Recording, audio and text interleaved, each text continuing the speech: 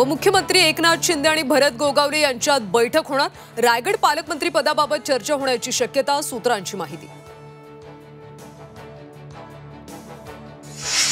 माजी गृहराज्यमंत्री सतेज पाटलांसमोर सुनावणीनंतर निलेश चव्हाणला शस्त्र परवाना। निलेशच्या शस्त्र परवान्याबाबत धक्कादायक माहिती उघड। सामना अग्रलेखातून मंत्री गिरीश महाजनांवर घणाघात। सामन्यातली टीका नैराश्यातून महाजनांचा पलटवार।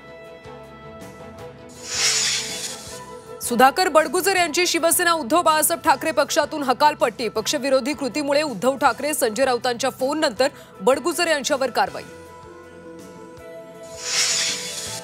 पुणे महानगरपालिका निवडणूक मनसे स्वबळावर लढण्याची शक्यता। मनसे अध्यक्ष राज ठाकरे 9 जूनला पुणे दौऱ्यावर।